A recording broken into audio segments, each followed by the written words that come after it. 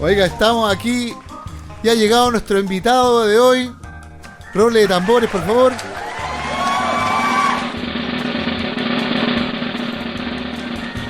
Exactamente, estamos aquí con don Claudio Fará, director del Hospital Comunitario de Tiltil. Buenos días, Felipe. Buenos días, don Claudio. Buenos días a todos los auditores de Radio Tiltil. Aquí estamos para una entrevista el día de hoy, que vamos a hablar de un tema muy interesante que nos trae el doctor preparado directamente de su casa. El doctor ayer no pegó pestañas, se quedó trabajando hasta las tantas de la noche para prepararnos un tema espectacular para nuestro programa de hoy, día martes 5 de mayo. Así es. Doctor, ¿cómo está usted a todo esto? Muy bien, gracias. ¿Bien? Sí. ¿Su familia? Lo más bien. Qué bueno. ¿El hospital? Bien. El hospital bien. Estamos en la semana del lavado de manos, esta semana. Ya, esa es la campaña de esta semanita. Esta semana estamos en la semana del lavado de manos, con actividades en el hospital. Y vamos a ver si es que nos permiten venir con alguna de los profesionales que están haciendo eso para hacer unos minutitos acá en la claro que sí, pues el micrófono siempre está abierto para el hospital y para todo aquello que sea beneficioso para nuestra comunidad. Sí, estamos con el lavado de manos, que para quienes trabajamos en hospitales, en centros de salud, para evitar infecciones cruzadas, infecciones asociadas a la atención de salud. Claro. Y para el público en general es importante al momento de ir al baño, lavarse las manos, antes de preparar alimentos, lavarse las manos, en fin, para evitar enfermar a la familia con enfermedades por bacterias que se transmiten por las manos, ¿no? Claro, hacia los alimentos. Si vengan nomás, usted sabe que una mano lava la otra. Sí. Así que nosotros le estamos aquí, micrófono para la radio, para el hospital, para venir a contarnos sobre el lavado de manos, que es tan importante, que lo aprendimos en la pandemia. En la pandemia aprendimos mucho del lavado de manos y de esos cuidados que a veces se olvidan porque uno dice, no, estoy en mi casa, no hay problema, tengo limpiecita la cocina, pero no sabe nada que las bacterias vienen en todas partes, los virus también. Sí. Así que está interesante la semana del lavado de manos. Así que en su casita a lavarse las manitos con jabón. Sea como Poncio Pilato y lávese las manos. Eso. Semana de Poncio Pilato. Al menos 45 segundos debe durar el lavado de manos. Sí. Chuta, yo lo hago menos, parece. Sí, la mayor parte de las personas se lavan más rápido las manos. Que tiene que ser, ahí las chiquillas les van a enseñar. Ya, qué bueno. Los pliegues interdigitales, el pulgar, en fin, la punta de los dedos, hasta por encima de la muñeca, en fin. Sí, pues típica esa imagen de los doctores antes de operar. Claro. Lavándose las manos como media hora ahí de la conversación, sí. Yo te amo. Ya no se usa el cepillo, ¿escobilla? No. Porque también trae bacterias, me imagino. No, porque daña la piel. Y eso hace que sea más propensa a infectarse, claro, a recibir infecciones, porque se destruyen las capas superficiales. Entonces, y ahora se lavan las manos así nomás. Entonces, con harta espuma, con antiséptico, el lavado de manos prequirúrgico, el que tú estás hablando. Pero el lavado de manos habitual, basta con un jabón cualquiera que no tenga ningún tipo de agregados especiales, ni odorizantes, ni perfume. Idealmente que no tenga nada. Ojalá que no tenga ni una cosa. Ya. Pero cualquier jabón sirve, incluso los que tienen perfumes y cosas sirven. Digo que no necesita tener nada especial. Claro. ¿Ya? Jabón de glicerina. Cualquiera de esos, sí. Ya, perfecto. La cosa es lavarse las manos. Con agua y jabón. Con agua, se lava como ping-pong. Claro, exactamente. Se lava la carita en este caso. Sí, no, todo, las manos, la carita, bueno, en fin. Doctor, ¿qué nos trae esta semana que viene a visitarnos? Bueno, el título de la canción es Fraudes en Medicina. Chan, chan, chan. Y en este caso vamos a hablar de un estudio que se publicó el año 98, junio 98, en una revista muy prestigiosa, de las más prestigiosas que publican trabajos de medicina en el mundo, que es británica, el Lancet. Ya. Y el Lancet publicó en esa fecha, en junio del 98, un estudio hecho por un prestigioso cirujano gastroenterólogo británico que estaba interesado en probar una relación entre vacunas y autismo, ¿ya? Es decir, esto no fue un hallazgo. No fue un hallazgo porque el estudio era en 12 niños que fueron reclutados a partir de una organización que estaba asociados de niños con problemas de desarrollo del tipo autismo, del espectro autista, y que estaban muy interesados, apoyados por una firma de abogados que querían hacer una demanda contra el Estado británico porque adjudicaban el problema a los niños eventualmente a vacunas.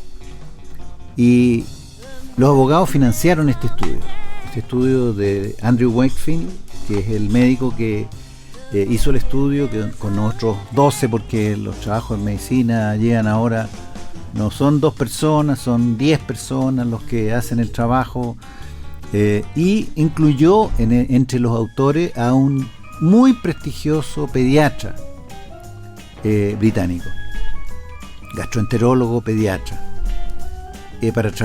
para publicar un trabajo que era con niños, que él asociaba un problema intestinal y con posterioridad se suponía que se desarrollaba el autismo. O sea, la vacuna producía un problema de funcionamiento del tracto gastrointestinal y eso después se desarrollaba el autismo. Entonces era problema gastrointestinal y autismo. Esa era la hipótesis que él plantea, y 12 niños, de los 12, 8 tenían diagnóstico de autismo, ¿ya? Entonces era muy impresionante, ¿ya? Esto no probó que las vacunas causaban autismo, probó una relación entre las dos cosas, y en el estudio, en la publicación, no se habla de causa, pero se habla de relación. Pero él, después de publicarlo, inmediatamente después, dio una conferencia de prensa. Entonces, él dio una conferencia de prensa y en la conferencia de prensa dijo que había una causalidad.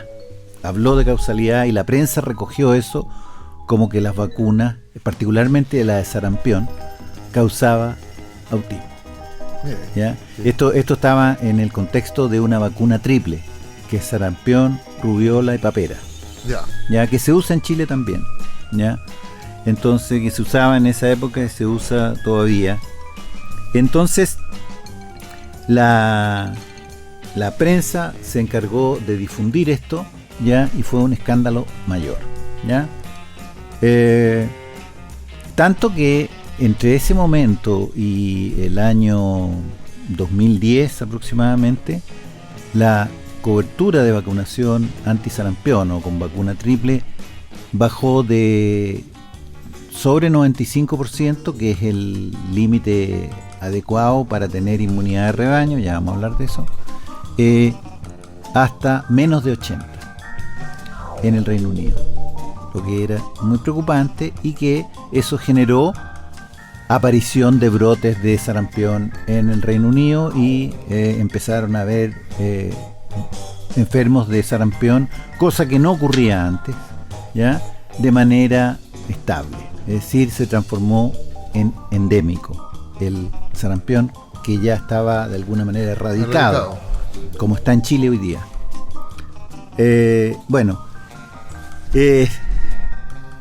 El problema es que, un periodista se encargó de investigar y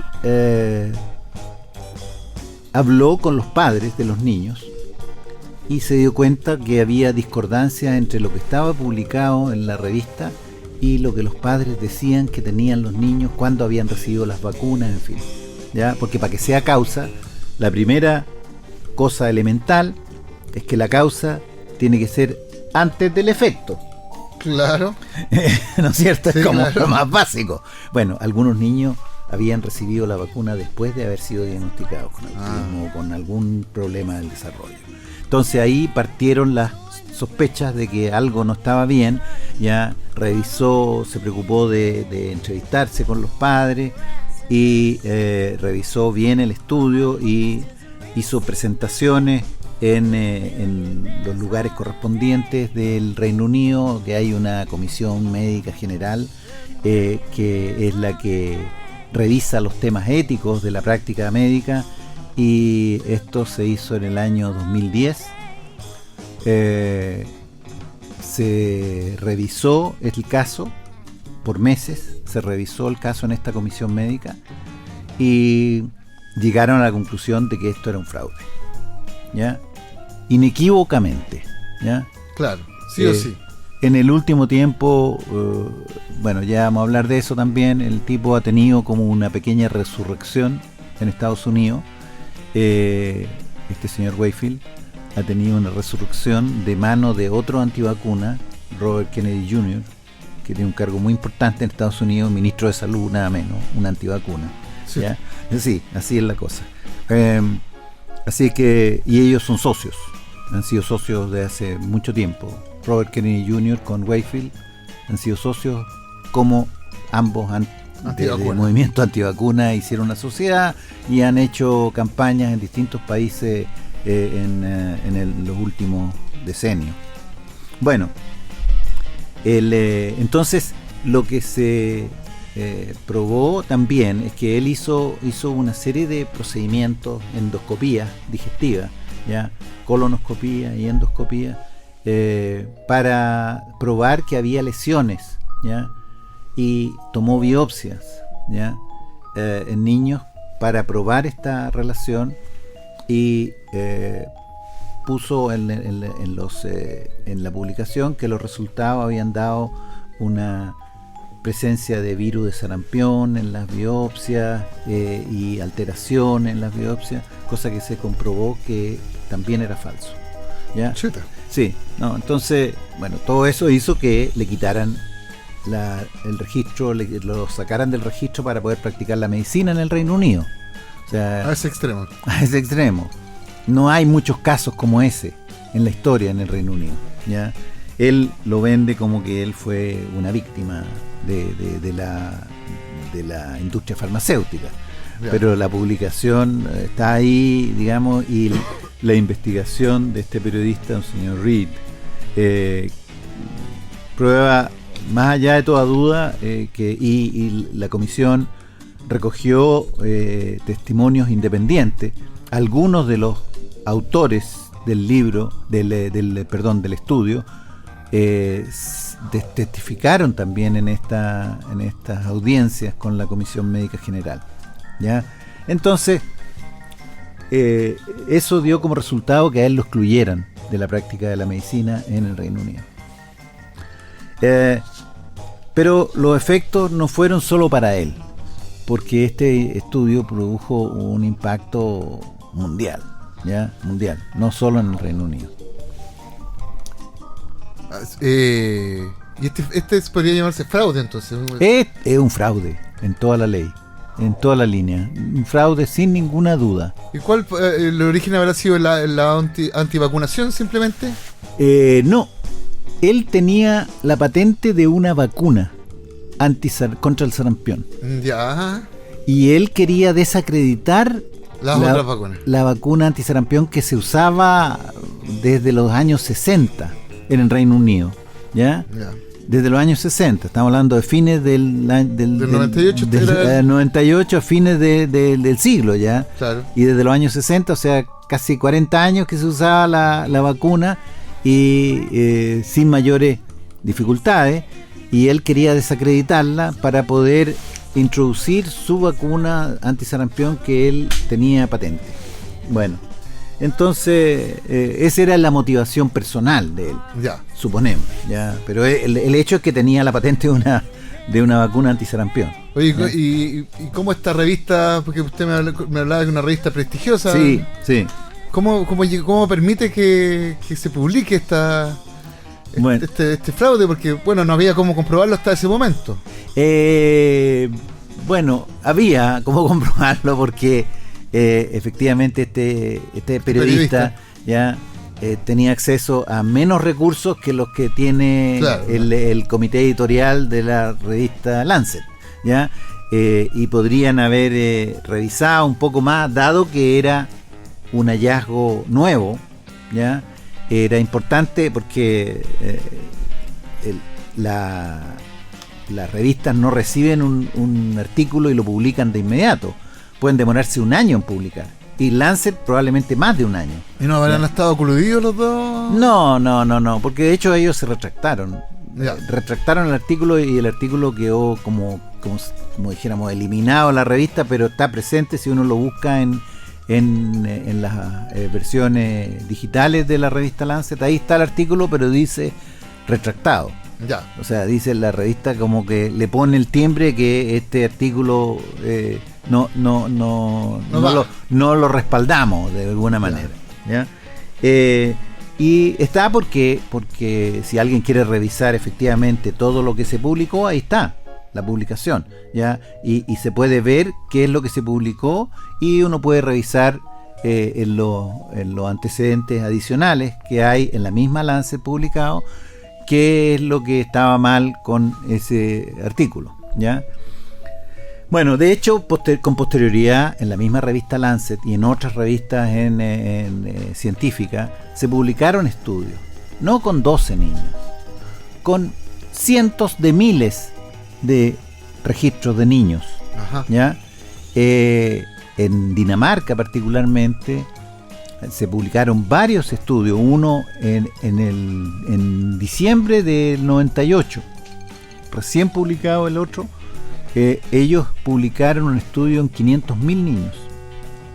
Tienen un registro muy completo en Dinamarca de todo lo que pasa con los niños, a quienes reciben vacuna, qué vacuna reciben, qué sé yo. Algo parecido a lo que estamos haciendo ahora en Chile desde el COVID, que tenemos un registro digital de todas las vacunas que recibe cualquier persona en cualquier parte de Chile, incluso las que reciben en el extranjero. Si las registra aquí en Chile habiéndolas recibido en el extranjero, quedan registradas. Entonces una persona, tú llegas a vacunarte a Arica, que nunca has estado ahí, y ahí está todo tu registro de todas las vacunas que has recibido. No necesitas decirle, llevar un papelito, un carnet de vacuna, claro, nada. Como el de los perritos. Claro, está todo ahí.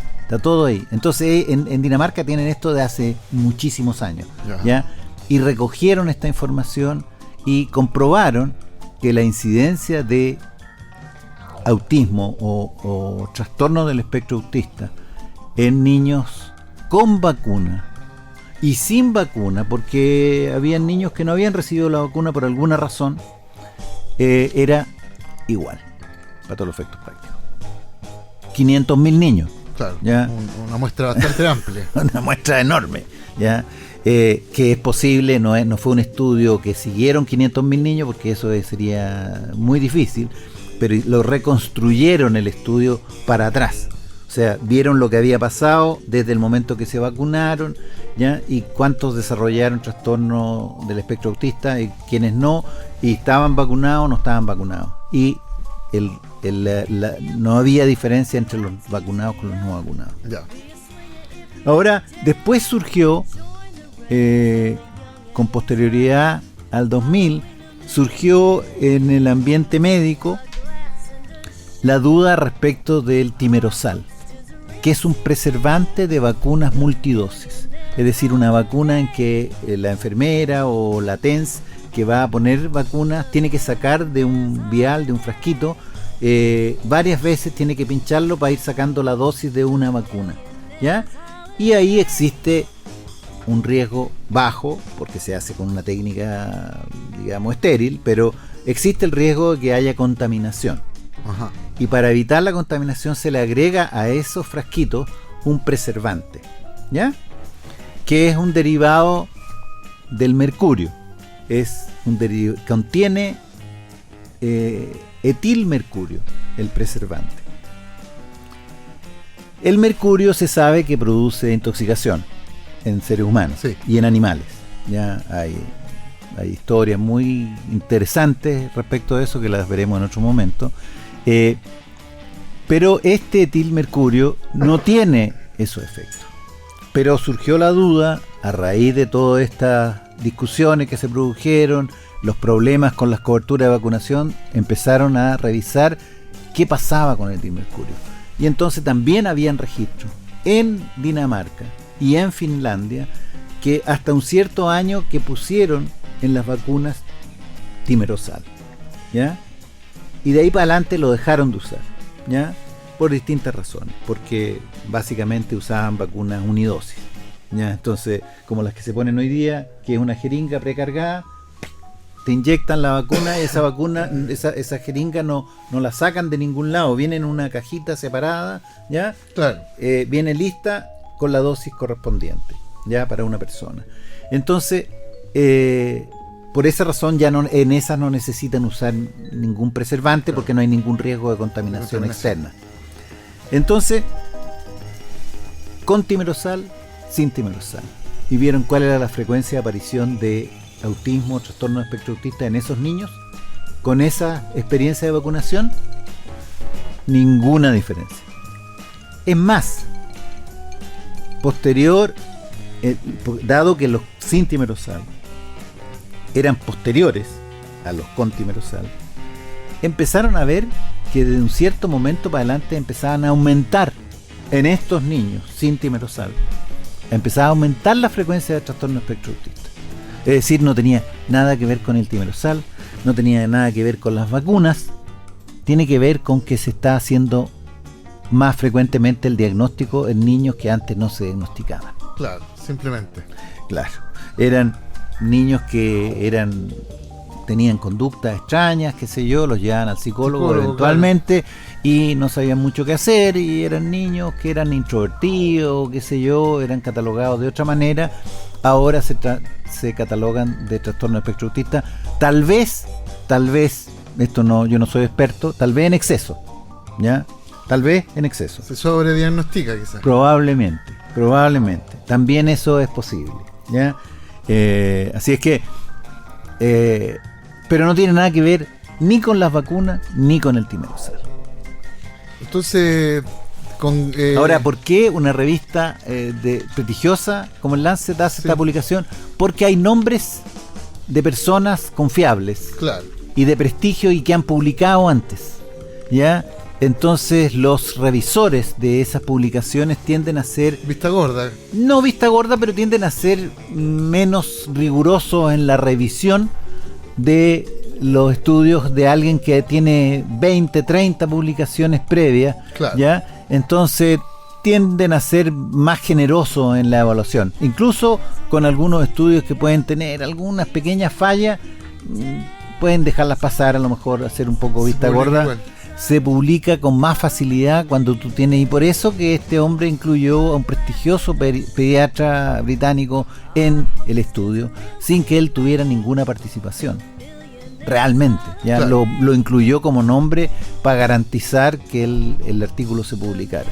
Oiga, ¿y que estos fraudes, qué consecuencias podrían llegar a traer? Bueno, aparte de bajar, de generar preocupación en los padres de niños con autismo, aquí en Chile lo vivimos. O en los padres de niños vacunados.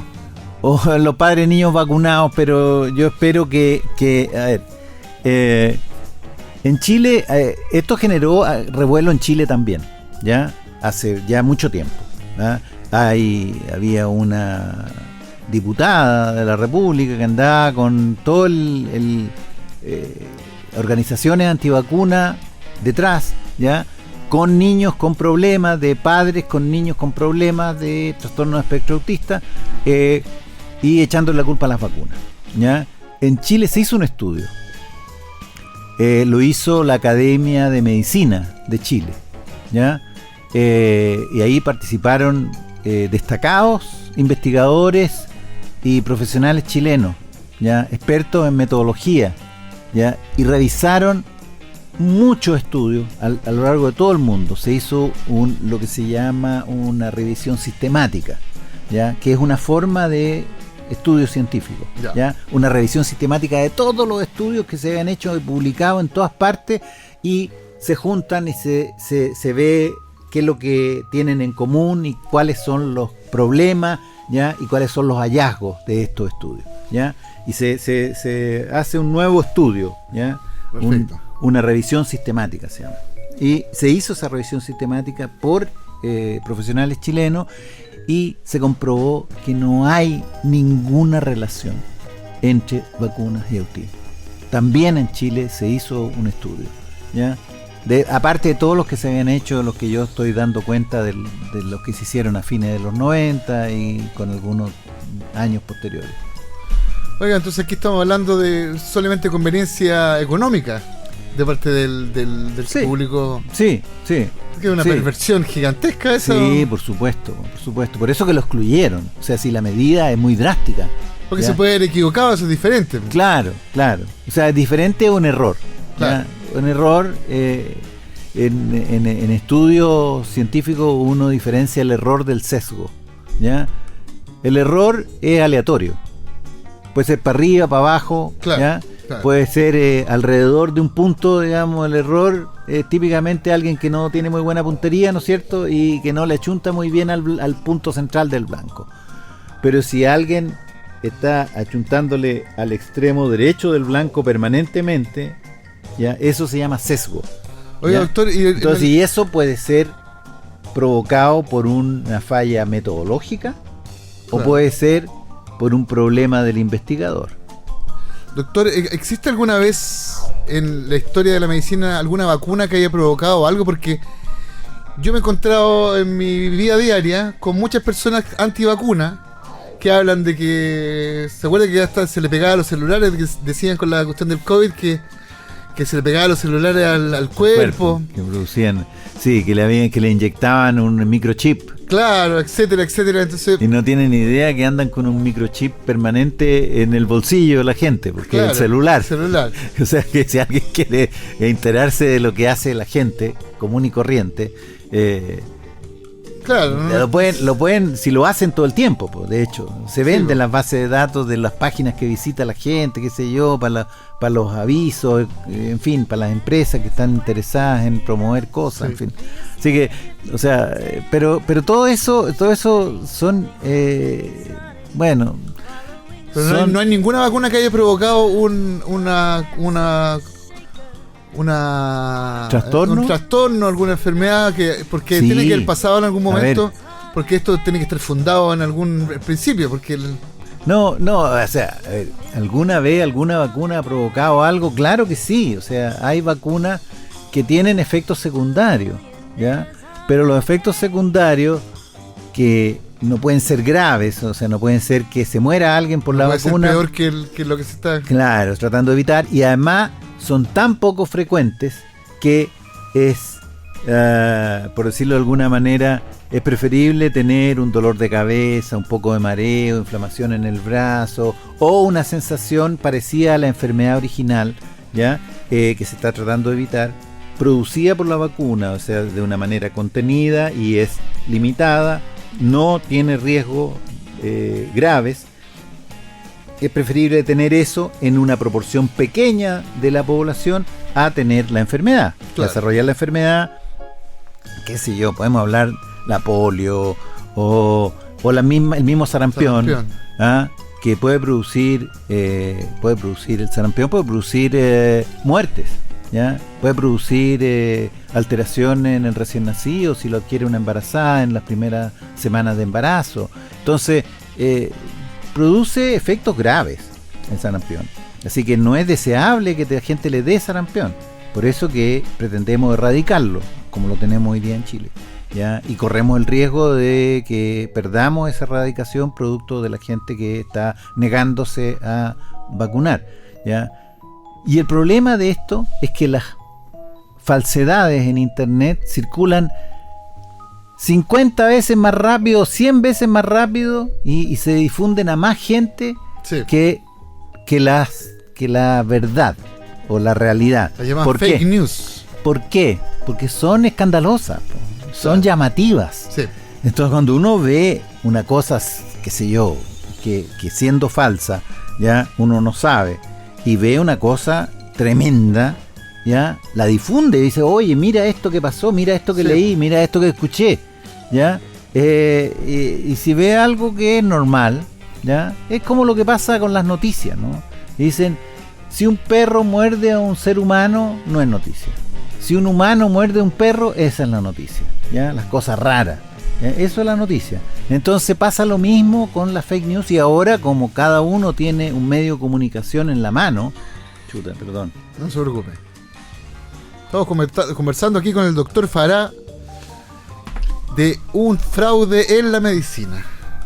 Sí, así es. Bueno, eso es lo que ocurrió, y este hombre ha tenido como te decía al principio, un revival, ha tenido una resucitación pública notoria en Estados Unidos, ya, donde está viviendo él desde hace muchos años, y tiene un trato de rockstar, ¿ya? De una persona notable.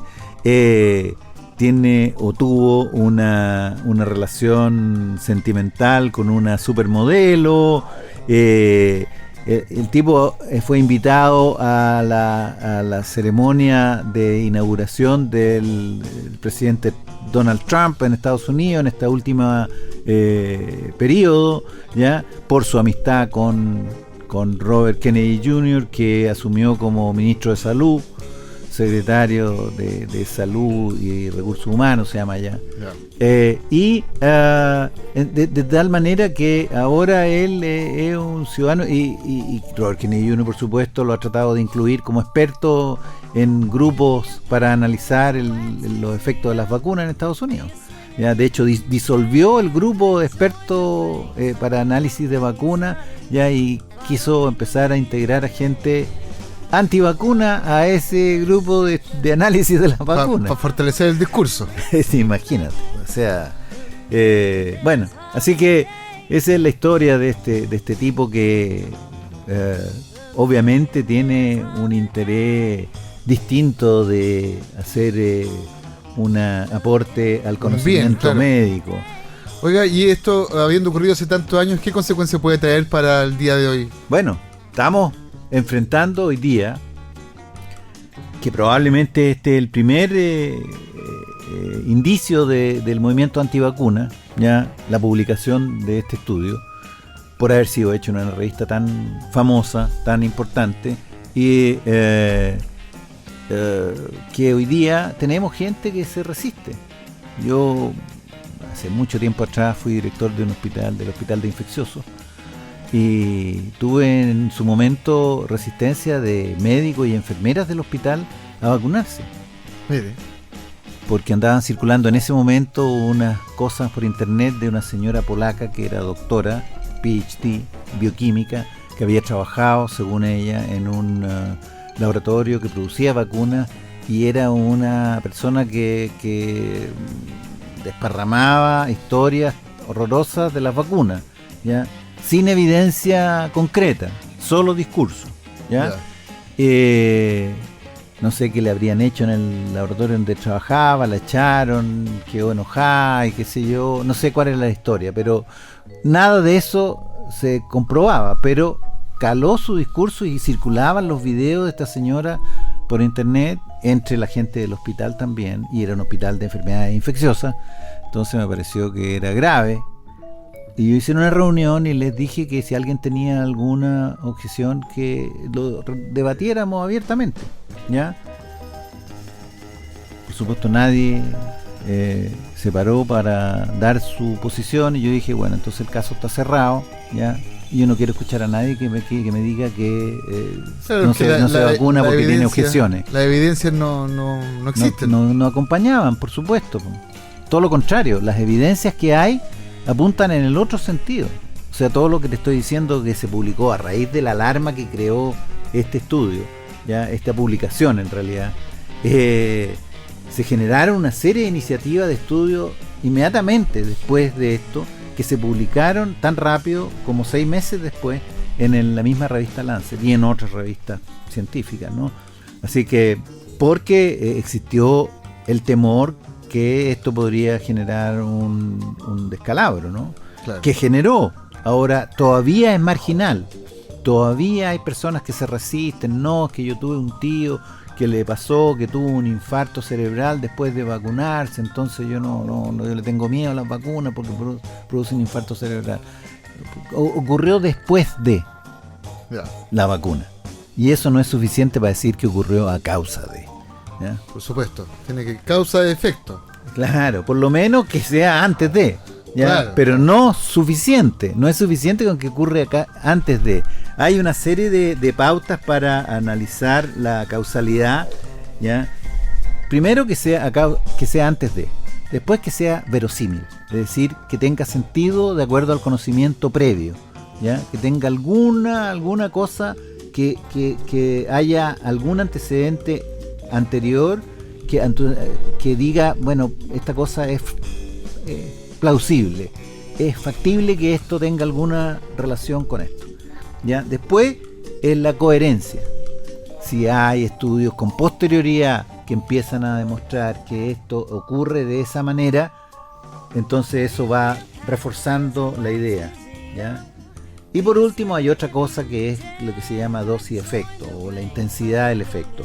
La intensidad del efecto, es decir, si la causa cigarro, ya consumido 1 al día, produce un aumento de cáncer de pulmón de una cierta magnitud, pero una persona que consume 3 cajetillas al día, no una persona, grupos grandes, ¿no?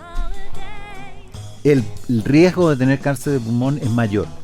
Y eso está probado, ¿ya? Así, está probado. La gente que fuma menos, o la gente que no fuma, y la gente que fuma menos, que fuma un poco más, y la gente que fuma mucho más, está probado que hay una gradiente coherente con eso. La intensidad del efecto es mayor en quienes tienen una mayor exposición al factor de riesgo. Claro que sí. En ese caso está probado. Entonces eso es otro elemento más para la relación causal, para probar que esto efectivamente es una causa de esto otro. Doctor, ¿y qué le diría usted a las personas que no les gusta vacunarse? Bueno, yo les diría, porque una cosa que me han dicho respecto de la vacuna COVID, contra el COVID, es que no se ha probado suficientemente porque se desarrolló muy rápido. Muy nueva. Se desarrolló muy rápido, no, es que se desarrolló muy rápido y se aprobó muy rápido, y eso es verdad, ¿ya? Y siendo cierto eso, que se aprobó muy rápido porque nos pilló una pandemia con una cantidad de pacientes enfermos que estaban desbordando el sistema de salud en todos lados, y había que hacer algo. Y encontraron alguna vacuna, desarrollaron una vacuna que no es que la desarrollaron tan rápido tampoco. Venían probando vacunas, ¿ya? Contra los virus de estas características, ¿no? Entonces, esto lo que hicieron es enfocaron en este particular virus, ¿ya? En este específico, en el COVID-19, ¿ya? Y lo probaron y tenía efecto de seguridad, que es lo primero que se prueba, que es segura, ¿ya? Y hicieron pruebas de laboratorio y era efectivo contra el virus. ¿Ya? Hicieron algunas pruebas de ensayos rápidos, breves, ¿ya? Y probaron en las personas que estaban expuestas, que por razones de su trabajo, que tenían menos riesgo, y entonces rápidamente se difundió, ¿ya? Y se permitió que se vendieran estas vacunas. Entonces dicen, bueno, se probó muy rápido, qué sé yo, pero ahora a esta altura ya se han vacunado millones de personas en todo el mundo. Entonces ya no se puede decir que esto fue una cosa rápida, qué sé yo. Al principio fue rápida, pero hoy día existen evidencias de millones de personas vacunadas. De hecho, en Chile se hizo un análisis de qué es lo que pasaba con las personas vacunadas cuando eran, qué sé yo, no sé, 10 millones, 20 millones de personas vacunadas. Y hay una publicación del Ministerio de Salud respecto de los efectos de la vacuna, y son efectivamente, hay efectos de la vacuna menores, ¿ya? Mucho menores que los efectos tardíos del COVID, por ejemplo. Claro. Hay enfermedades tardías del COVID. Un médico amigo mío acaba de morir hace poco, secundario a un efecto prolongado del COVID, el COVID prolongado. Perfecto. Oiga, doctor, está interesante la cuestión. Ya me tengo que ir, ya. Están tirando lilitos allá afuera. Tengo una Parece, reunión. sí, que tenemos también. ¿Usted tiene reunión? Tengo una Bueno, reunión. para terminar, entonces, doctor, las últimas palabras para ir cerrando el tema. Bueno, yo invitaría a todas las personas que se informen de medios oficiales, de no oficiales que sean pagados por la industria farmacéutica, oficiales de los gobiernos, ¿ya? Existen publicaciones del Ministerio de Salud que se pueden revisar, existen medios internacionales como el CDC de Atlanta, en Georgia, Estados Unidos, que es una institución que es un estándar internacional. Existe el otro en el Reino Unido, existe el NICE, NICE, que quiere decir, en inglés quiere decir agradable, claro. pero es una institución que revisa la calidad de los productos médicos en general. Ya. Así que hay instituciones y publicaciones que se pueden revisar, nacionales e internacionales, la OPS y OMS también. No se deje llevar por lo que sale en lo que le llega en los medios digitales, en el celular, porque ahí lo más probable es que lo que le está llegando no es verdad. Claro. Bueno, muchas gracias, doctor. Bueno. ¿Le parece que pongamos ahí Yapu como para despedirnos? Bueno. ¿Le gusta Yapu usted, parece? Me gusta Yapu, me gusta el Inti Illimani también. Vamos a ponerle Yapu lejos del amor. Muy bien. Estuvimos conversando con el doctor Claudio Fará, acá en Radio Tiltil. Y vamos a despedirnos con una cancioncita. Lejos del amor, acá de Iyapu. Muchas gracias, doctor, por su visita. Gracias a ustedes.